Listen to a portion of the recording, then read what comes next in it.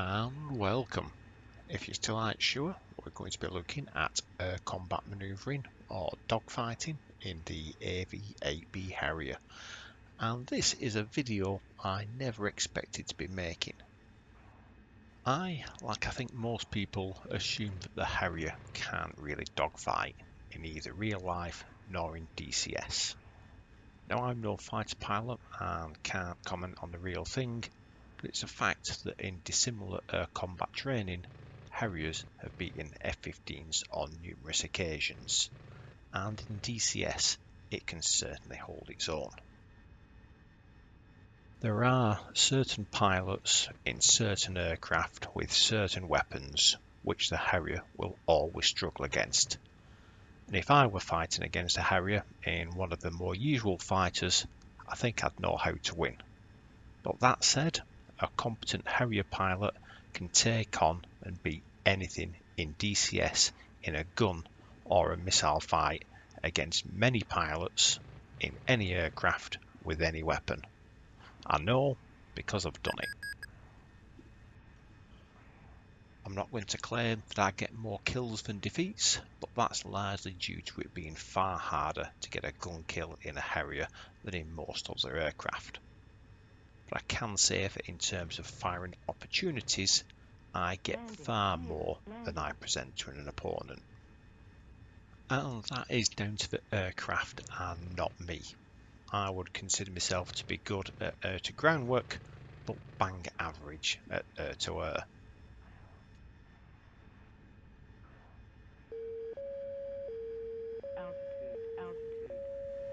This video isn't going to teach you how to dogfight, but hopefully it will encourage Harrier pilots to take on other pilots in dogfights and give some useful advice on how to extract the most from the airframe, how to exploit its strengths and mitigate its weaknesses.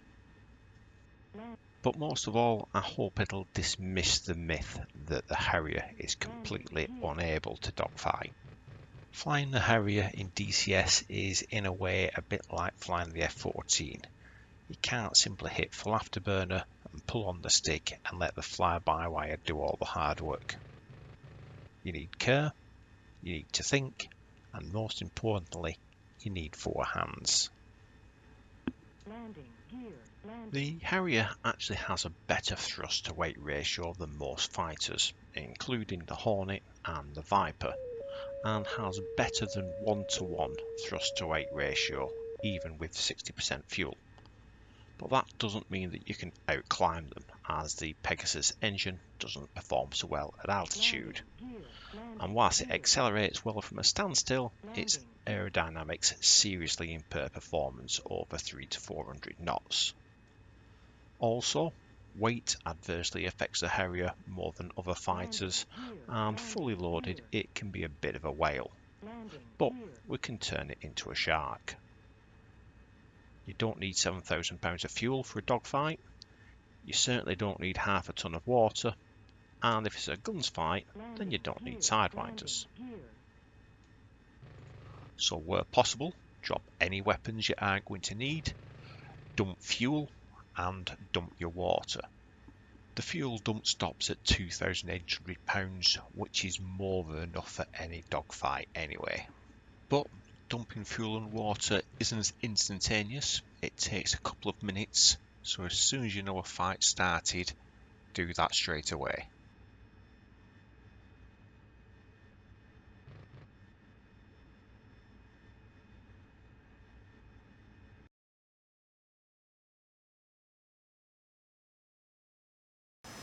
Most dogfights are about energy management, but in the Harrier things are a little different. Really, you want to try to win quickly, and for that to happen, getting nose position is even more important than energy management. And you can afford to mismanage your energy to a certain degree at the merge, because if you get good nose position, you can force your opponent to mismanage their energy. At the merge, I generally try to be between 450 and 520 knots indicated. This is a good deal higher than the Harrier's best turn rate, but you're going to dump a whole load of energy at the merge to try and get a nose position. Ideally, you'll be 3,000 to 6,000 feet. Below that limits your options, and the Harrier doesn't perform well at altitude. However, if you are at altitude, don't worry too much, as you can get even more aggressive and cash in some of that altitude to keep some kinetic energy. If you start high, then you might want to be a little bit slower, and if at sea level, you might want to be a little bit faster. But you don't really want to be going much over 530 knots or so, as you're at risk of pulling your wings clean off. As you hit the merge, you'll enter either a 1-circle or a 2-circle fight. We'll look at 2-circle fights first.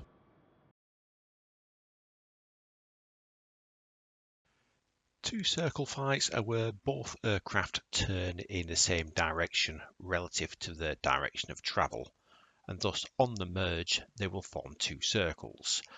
This is also known as a rate fight. All being equal, the 2 aircraft will each do a 360-degree turn and meet again in the middle. But in reality, one aircraft will gain the upper hand, and over time the circles will end up as a single circle.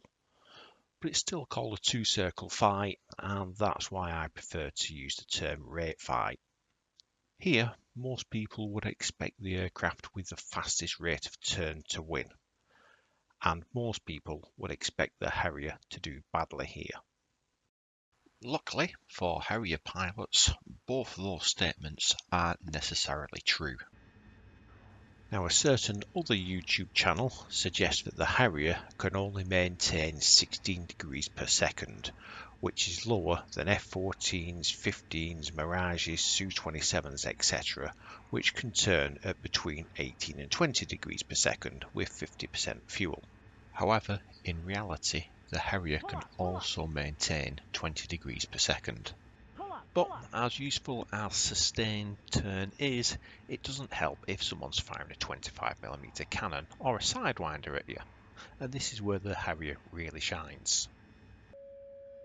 Here I merge with an F-16 and pull hard, and as for speed bleeds, I gently apply more and more vectoring.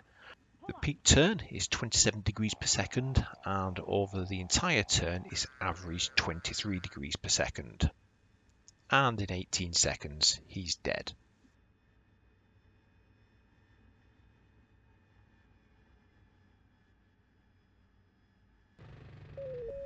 In the previous clip, I was largely out of speed after firing a missile, so you might think that I would have been a sitting duck in a gunfight.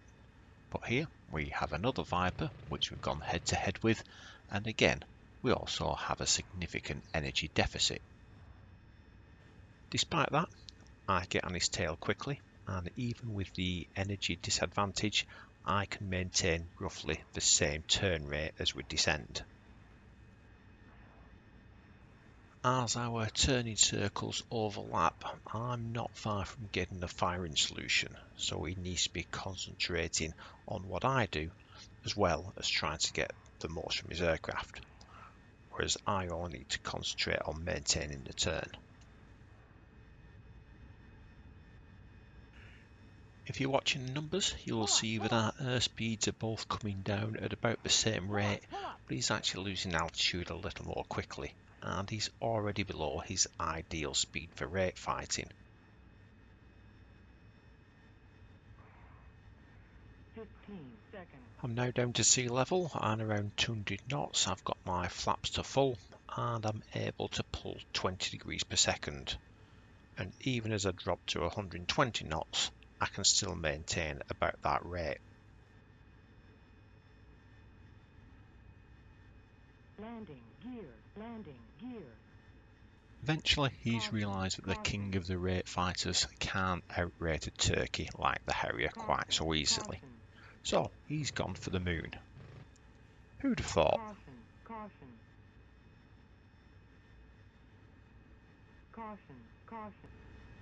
If you're wondering how Harrier can maintain a rate fight with something that on paper seems better, then there are 2 answers. Firstly, altitude. Whilst the Viper can sustain a higher peak turn rate than the Harrier, if you have altitude, then you can trade that in for some additional performance. And in the Harrier, you can reduce wing load by using vectoring, so you can often match other aircraft in the short term. The other reason is that the peak performance is only at certain speeds, and their performance tends to fall quite dramatically when they're outside the sweet spot. The Harrier has a very wide sweet spot, and so you can outrate most aircraft if they fall under 250 to 300 knots. Here I'm in a rate fight with a MiG-29 who's often under 200 knots, and I'm outturning him quite easily. And if he wants to pick up speed by opening up the turn, that gives me the option to reverse into a one circle turn, which we'll come to shortly.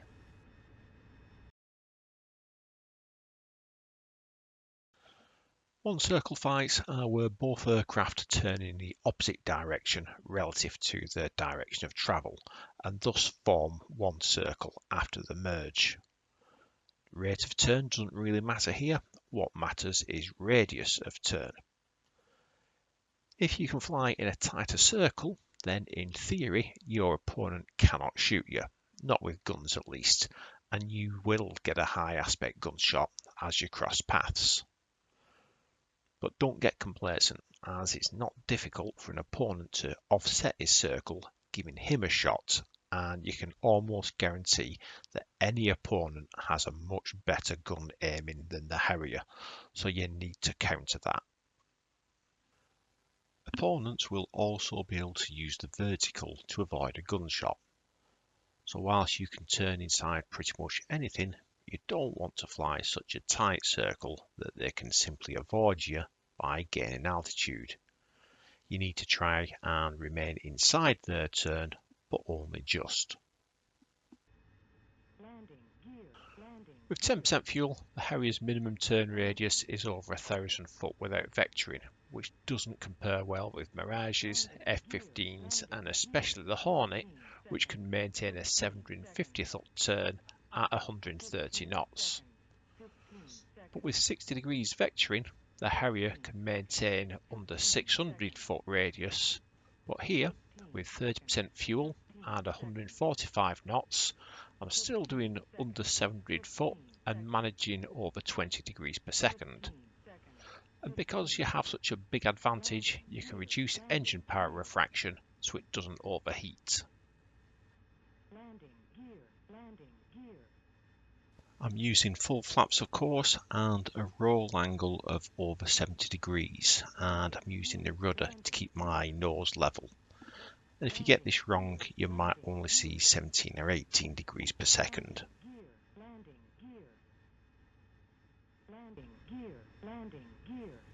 You need to remember though that you can't fire with over 20 degrees of vector, so if you're using more than that, you need to reduce the vector before you fire, and there is a small amount of lag.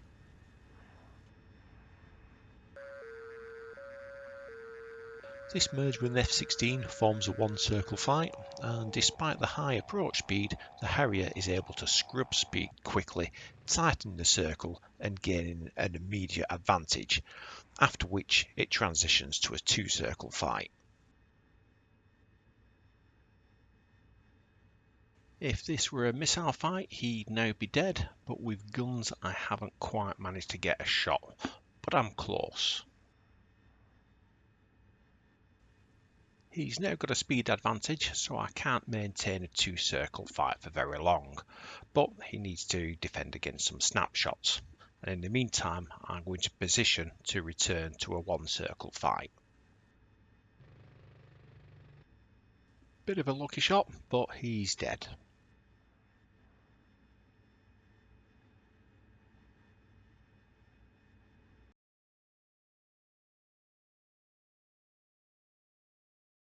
We just saw a switch from a one circle to a two circle fight when you have the advantage and you're close to getting a firing solution. However, if you're in a two circle fight and are starting to lose, you need a way out.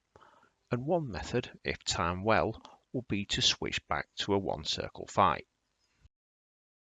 If you leave this too late or time it wrong, then you'll not be able to turn enough before your opponent gets a shot off. But if you time it well, then you should be able to get the first shot and hopefully force him to evade. And you might even manage to get inside his circle before he even has a chance to fire. To pull this off, you'll need to time it well, position yourself well, and use either the vertical and or vectoring to make sure you don't present yourself as a target. Limiter off, limiter off. Caution, caution. Limiter off. The other time you can pull this off is if your opponent is just too fast. Here we have an F-16 who thinks that high-speed 9G turns are the way to go. I've massively outturned him by dumping a load of speed, but I'm now perfectly set for a reverse.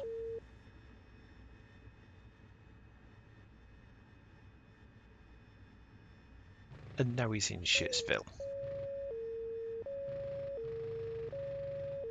Well, he would have been if the Harrier had a decent gun, or if I was remotely competent at firing it.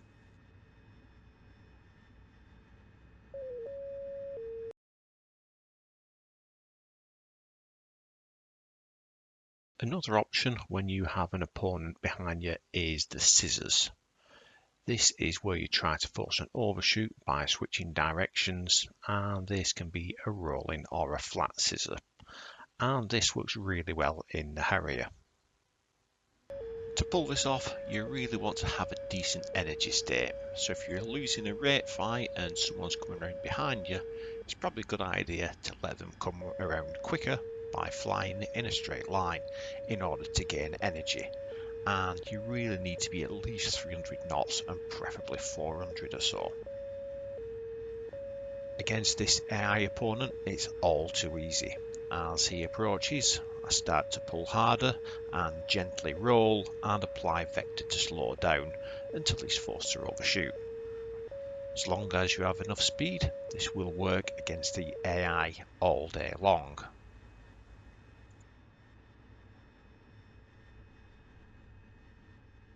Landing gear, landing gear. He's now ahead of me and has to go defensive.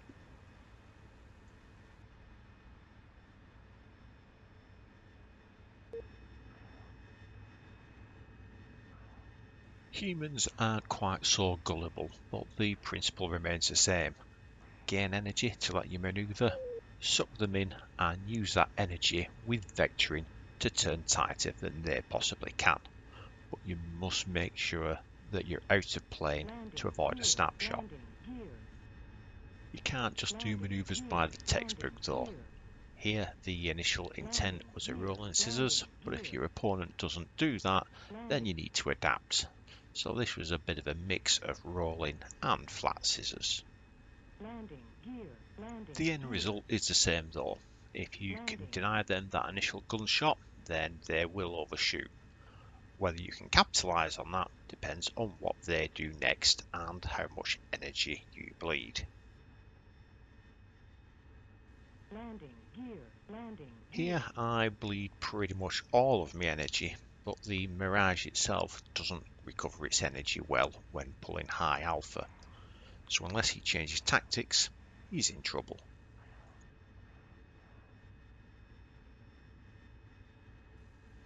I do actually end up losing this fight after a bit of an epic struggle, but only because my engine gave up. But as you can see, I currently have the advantage.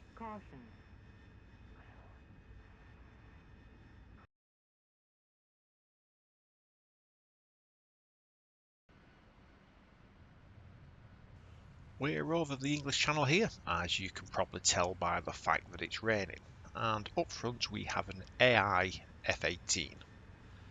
Now when you inevitably get onto the tail of your opponent, you might find that you're in a lag, pure or lead pursuit situation. Lag pursuit is where your nose is behind your opponent, and you can use this to reduce the closure rate or aspect angle. Not that closure rate is usually a problem in the Harrier. Pure pursuit is when your nose is pointing almost directly at your opponent, and if you have the same airspeed, you will tend to close on your opponent and the aspect angle will increase. Lead pursuit, of course, is where you have your nose in front of your opponent, and if at the same speed, you will catch quickly, but aspect angle will also tend to increase. And to get a gunshot, you will need to pull some sort of lead. Most of the time in the Harrier, you will be slower than your opponent, and so will tend to be either in a pure or lead pursuit. If you still have insufficient speed to close to gun range, then you might want to drop your nose slightly to gain a little bit extra speed and close the gap. Hopefully enough to force your opponent to either evade or turn tighter and slow down himself. And the slower the fight, the more competitive the Harrier becomes.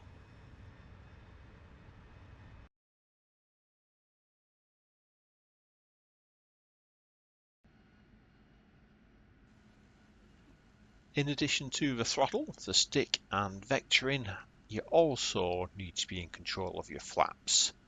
The three basic settings: cruise, auto and stall.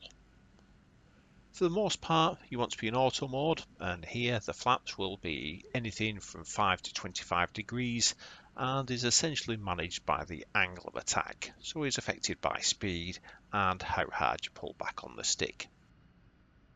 However, if below 220 knots, you might want to consider stall mode, and almost certainly when under 180 knots. Here, the minimum flap is 25 degrees and will increase up to 60 degrees when under 170 knots. And the primary control here is the amount of vector you apply.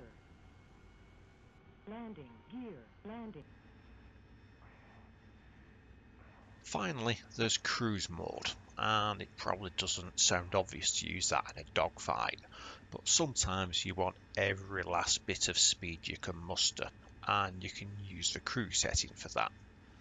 Typically, I want to use that if I'm trying to flee from an opponent or an opponent tries to outclimb me, and this fixes the flaps at 5 degrees. Whereas on auto, even slight movements of the stick will add flaps which you don't actually need. Here I have set the flaps to cruise, and I keep blinking at the opponent, not necessarily to hit him, but to keep him nervous. And in this situation, you need to be careful of an opponent trying to outclimb you and then doing a stall turn. If you see him trying to do a stall turn, then start firing at them. They should be relatively easy to hit when stalled, but you need to make them evade, as if you don't fire, they'll fire on you.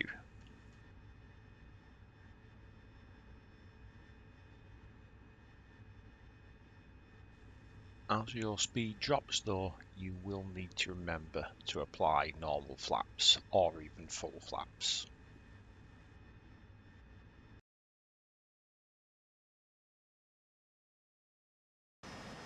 The Harrier's gun is a 25mm 5-barrel cannon firing 3000 rounds per minute, so packs a pretty decent punch and is great for ground attack, but hitting airborne targets isn't quite so easy. The air-to-air gun has two modes. The default gun reticle is the long-range reticle, which is 12.5mm wide, which equates to 30 foot at a range of 2,400 feet. The stubs are each 5.5mm wide, so you can use this to approximate the distance to the target if you know the target's wingspan. And the end of the tail is where bullets would hit at 4,800 feet. The short-range reticle is 25mm wide, but that still equates to a 30-foot target at 1,200 feet. Unlike radar-assisted gun sights, it doesn't know where the target is, so you can't just put the sight on an aircraft and fire. You'll miss. bullets take around half a second to travel 2,400 feet, so at that range you need to put the reticle in front of the target such that the target would be in that place in half a second or so. Not easy to do until you are down to around 1,200 feet. At short range, I tend to aim behind the target and fire in a long sweep through it, or aim in front of the target and let it fly through the rounds as I do here. Beyond 1,500 feet, I tend to do short ranging shots, more aimed at forcing an opponent to evade, costing him energy, rather than actually trying for a kill. You don't want to waste too much ammunition at this range, but you might always get a lucky hit, especially if he doesn't bother trying to evade.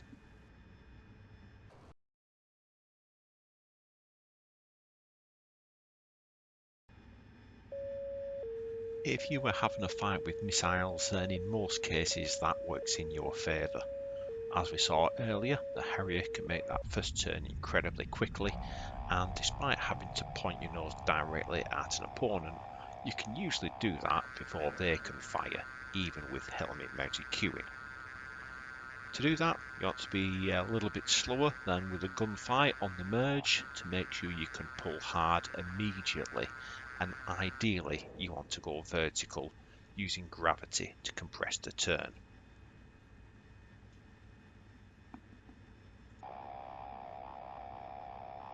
Harriers only have aim 9Ls, but it is all aspect, so you don't need a tail shot. If your opponent doesn't have helmet mounted sights and 9Xs or archers, then you can be a little bit more cautious, but if they do have these, then you need to be really aggressive and firing it as soon as possible, even if it's in the face, as they can fire from ridiculous angles, so you need to attack them immediately, forcing them to defend, and from there you can work your way into a better position. If you aren't in a position to get a shot off or don't have any missiles left like here, then you might not want to pull lead like you would in a gunfight, as you need to stay out of the huge field of fire. I make that mistake here by pulling lead for a gunshot too soon, and I pay the price.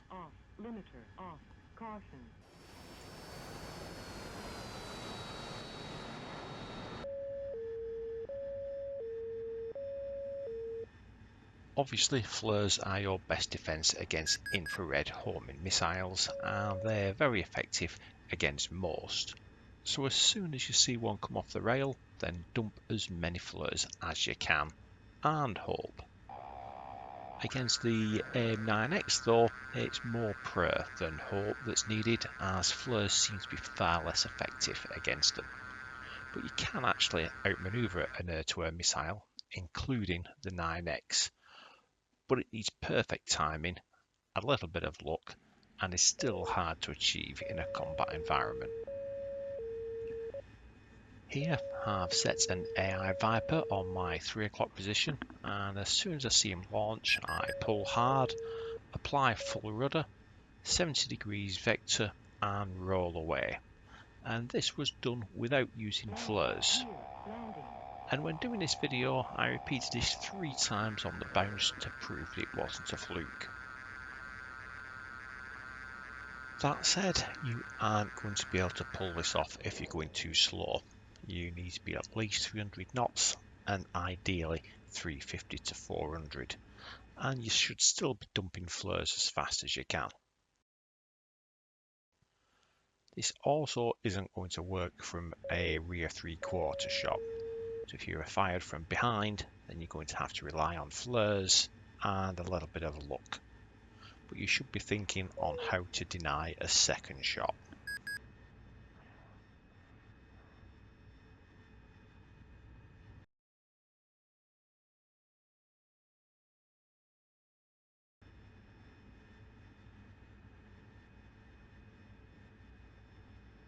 The maximum angle of attack before you lose control in normal flight is around 23 degrees, but applying vectoring reduces your actual angle of attack. So if you're pulling hard, nearing 23 degrees AOA, and need to pull tighter, you would normally stall. but if you apply vectoring, then you will be able to pull back on the stick without stalling, so long as you still don't exceed that 23 degrees. But of course, doing that, you will bleed energy.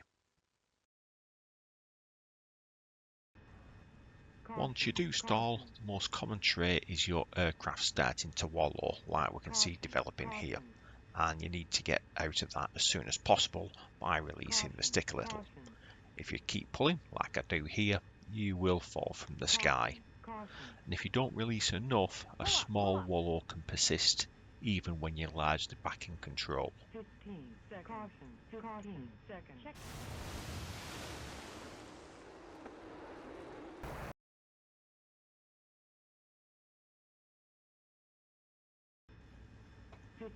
The engine on the Harrier isn't likely to last on full power for an extended dogfight, as it tends to overheat, especially at low level and with vector, so you need to look after it. Anytime you can, try to ease off the power, so in a scissors or in one circle fights, just back off a little bit. If you get the 12-second warning, do take heed and reduce the power a fraction for at least 4 seconds until the warning clears. If you do get engine damage, you'll get a master caution. At this point, you'll lose some power, so you might as well now keep it pinned until the end. This is the situation I'm now in with the same Mirage we saw earlier. So all I can really do is keep turning as tight as I possibly can and hope to exploit an overshoot. Landing gear. Landing gear. Caution. I think that just about covers everything I wanted to, but I'm now going to show some of the best and the worst bits from the online fights that I've had whilst creating this video. So, thanks for watching, and if you enjoyed this, please do hit like and subscribe. Caution. Altitude. Altitude. Caution. Caution. Altitude. Caution. Caution. Pull up. Pull up. Caution. Caution. Caution. Caution. Landing gear. Landing.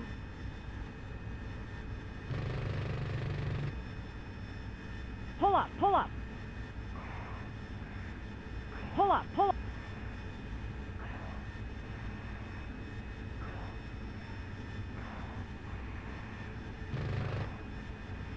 Altitude. Altitude.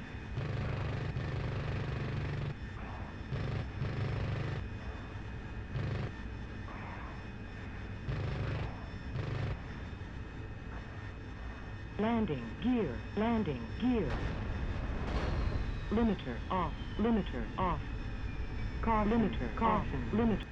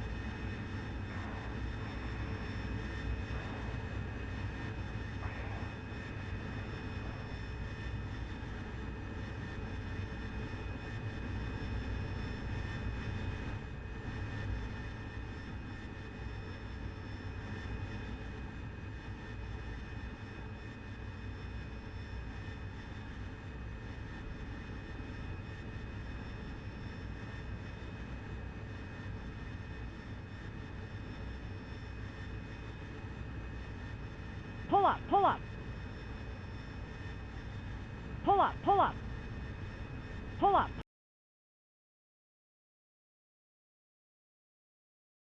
Pull up.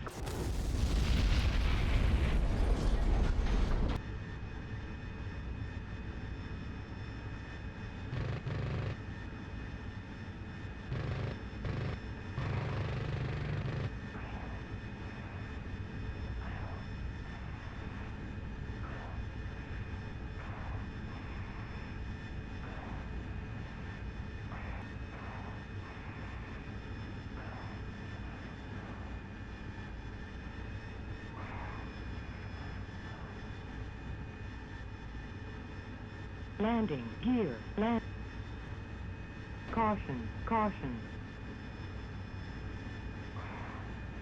Caution, caution. Caution, caution.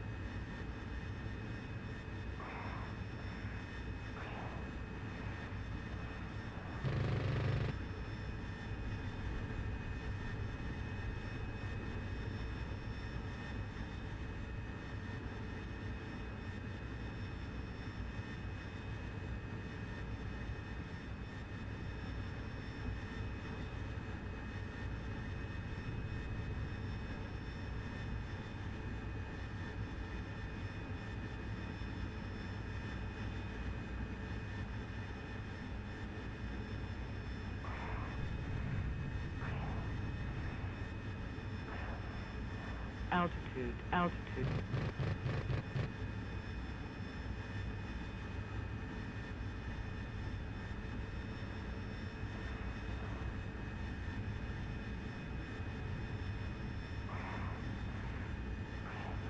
Altitude, altitude. Altitude, altitude.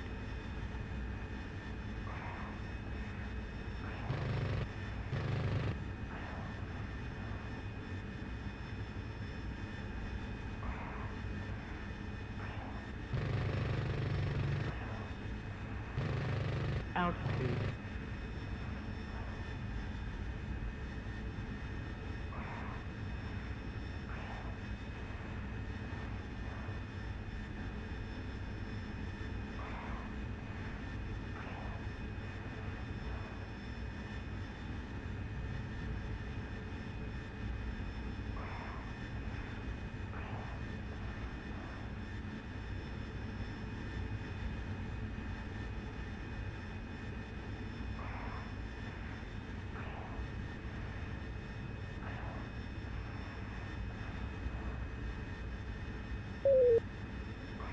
Pull up, pull up.